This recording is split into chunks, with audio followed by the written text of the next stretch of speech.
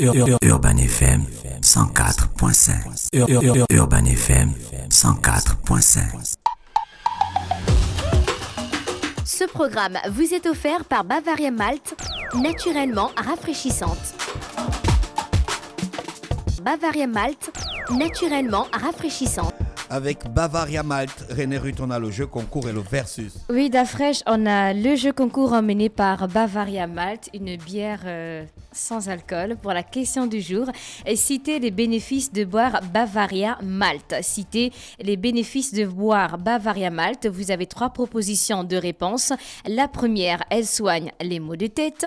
La deuxième, la Bavaria Malt m'aide à dormir facilement. La troisième, c'est plus sain qu'une boisson gazeuse de par ses ingrédients naturels. Je reprends, citez les bénéfices de boire Bavaria Malt. Vous avez 3 propositions de réponse. La première, elle soigne les maux de tête. La deuxième, la Bavaria Malt m'aide à dormir facilement. La troisième, c'est plus sain qu'une boisson gazeuse de par ses ingrédients naturels. Répondez via le WhatsApp de la radio 065 05 10 45 065 05 10 45 et surtout n'oubliez pas de mettre votre nom à la fin du message. Et c'était la question du jeu concours emmené par Bavaria Malt et on va passer au versus du jour. Donc aujourd'hui, c'est Cambridge versus Oxford. Donc ce sont des universités à Londres. Donc on va commencer avec Oxford qui est fondée en 1209 par un groupe de chercheurs ayant quitté Oxford suite à un différend avec les dirigeants de la ville.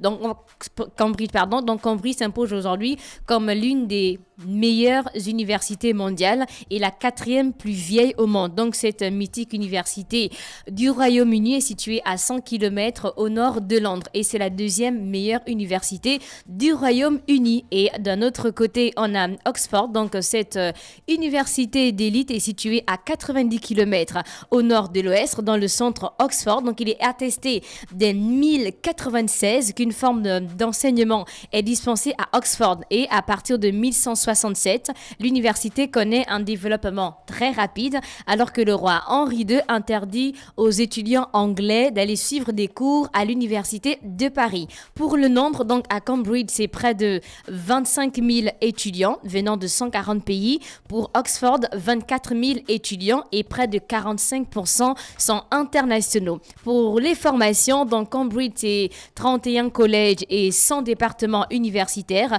avec des cours de sciences humaines, biologie, vétérinaire, médecine. On a la science sociale, physique et technologie. Et Oxford, c'est 38 collèges. Donc l'université d'Oxford est première du monde dans les disciplines suivantes. On a les sciences politiques, on a les beaux-arts, on a l'anglais, les sciences physiologiques, les études commerciales, la musique et aussi la philosophie. Les sciences physiologiques. Oui.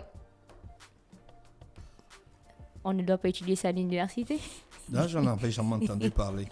Et pour les musées et bibliothèques, donc à Cambridge, elle gère 8 musées culturels et scientifiques ainsi qu'un jardin botanique. Donc les bibliothèques comptent plus de 15 millions de volumes avec plus de 900 clubs présents dans le campus. Et pour Oxford, donc la plus ancienne bibliothèque, c'est Bodleian, donc appelée The Bod par les étudiants qui rassemble 12 millions de livres imprimés. Donc repartis sur plusieurs sites et tout situé à Oxford.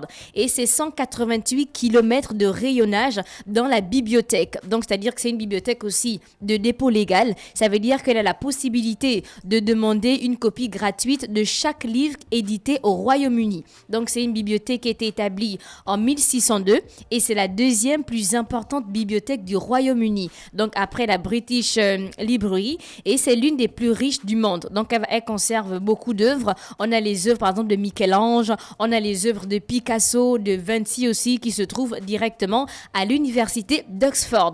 Et pour la sélection, donc en 2019 à Cambridge, on a 19 359 personnes qui ont déposé un dossier de candidature pour seulement 3 500 places. Et pour le niveau licence seulement.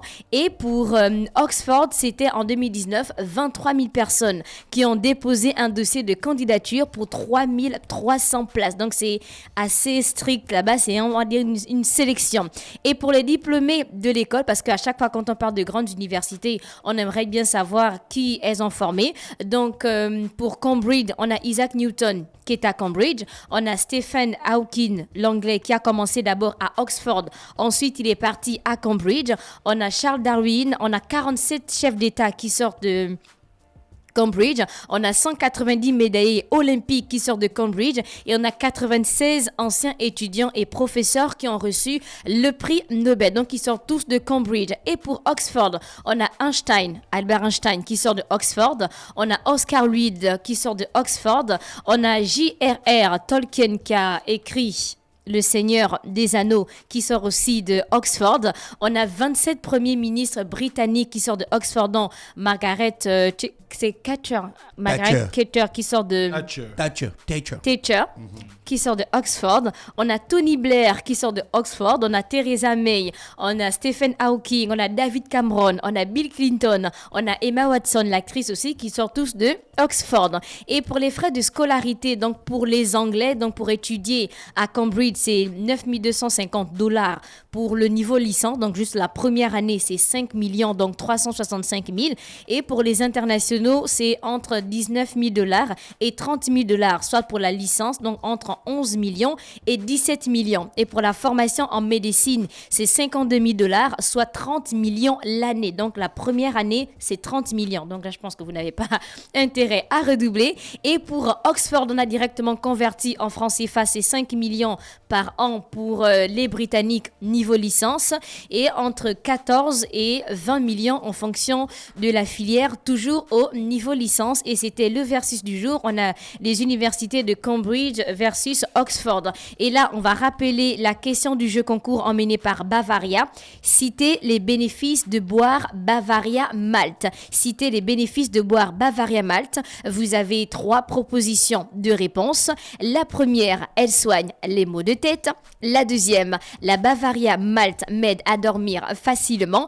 Et la troisième, c'est plus sain qu'une boisson gazeuse de par ses ingrédients naturels. Chers auditeurs, citez les bénéfices de boire Bavaria Malt. Première proposition, elle soigne les maux de tête. Deuxième proposition, la Bavaria Malt m'aide à dormir facilement. Troisième proposition, c'est plus sain qu'une boisson gazeuse de par ses ingrédients naturels. J'attends vos réponses via le WhatsApp de la radio 065 05 10 45 065 05 10 45. Surtout, mettez votre nom à la fin du message, le nom et pas le surnom. Merci.